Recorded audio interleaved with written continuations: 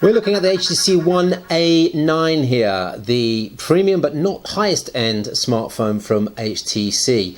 599 was the launch price in euros, which is pretty high for what this is. Certainly performance doesn't come up to the levels of, for example, the iPhone 6s, the Galaxy S6, the Huawei Mate S, and the Xperia Z5, sorry. But it's an interesting phone, and the price is coming down. This could be a phone that reaches 499 before long. We're going to take a look at the camera, which is surprisingly good and better than the HTC One M9. The battery life, the screen quality. We'll tell you about all the other features, including the fingerprint reader on the front, which is really a great advantage for any smartphone. We'll give you that in a minute, but first let me say, don't forget to subscribe to the videos. You'll get notifications if you enable email notifications when a new video goes up, and don't forget to like the video if you get something out of it. But right now, the HTC One A9. Let me talk you through some of the specs first. The basic specs are up on the screen there, and you'll notice it's an Android 6.0 Marshmallow device, so the latest Android pre-installed and delivered on the HTC One A9. AC Wi-Fi support, important to note that, but there's only USB 2 support on that USB port at the bottom.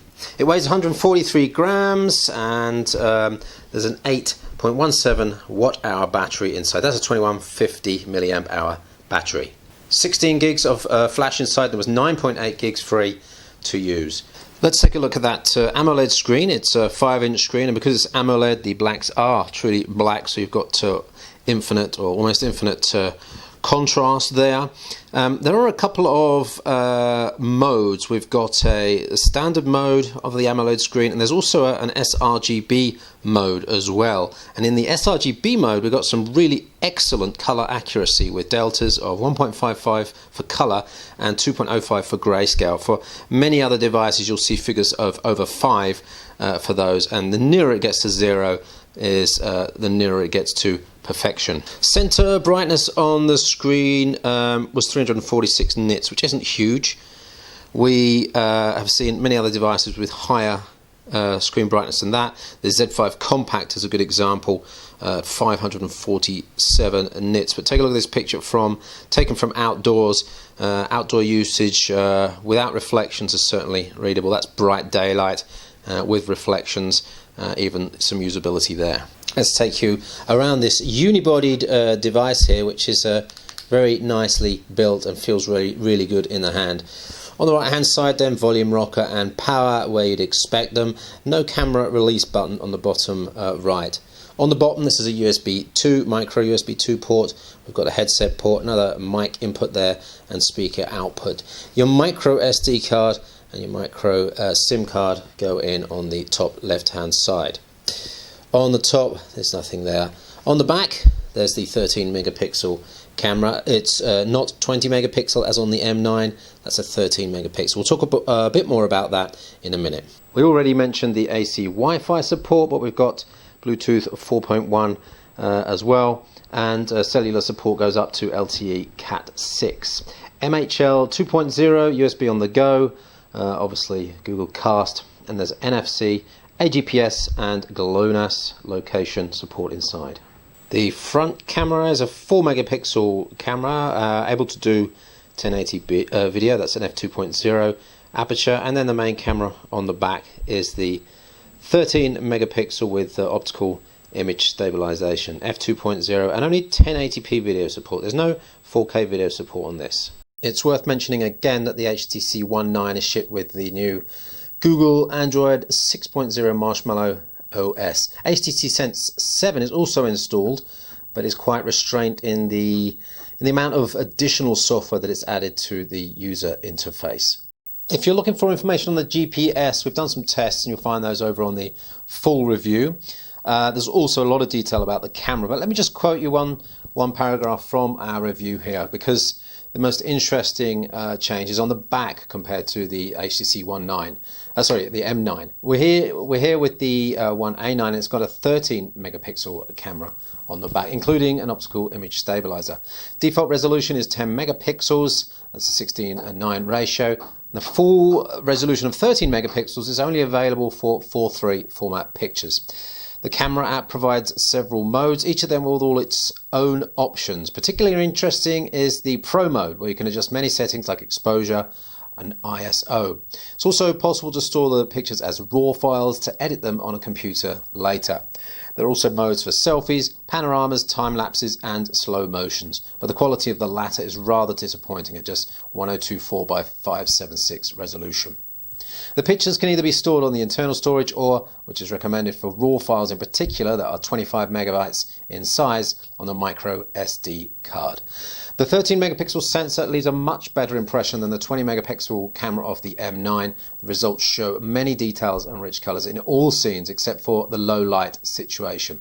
Only the sharpness of the pictures could be better.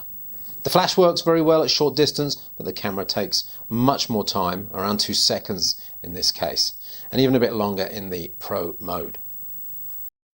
Let's talk about performance, because we've got the Qualcomm Snapdragon 617 inside. It's a 64-bit processor with 8 Cortex-853 cores. One cluster can reach up to 1.5 gigahertz, while the second cluster runs at up to 1.2 gigahertz. Graphics is handled by the Adreno 405 GTU, which is also provided by Qualcomm. The HTC is pretty conservative in its performance. It doesn't target the performance market in terms of smartphones.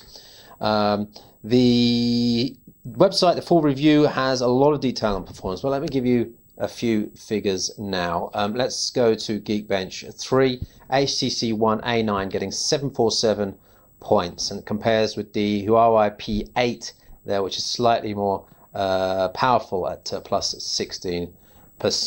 A PC mark for Android, you can see there the One A9 compared to the One M9, and the One M9 obviously looking a little bit slower there. Interesting on the PC mark for Android score. Let's go to the 3D Mark score, 3D Mark 2013, HTC One A9 coming in at 9639, the Huawei P8 coming in at 10228 for the 1280 by 720 Ice Storm standard score.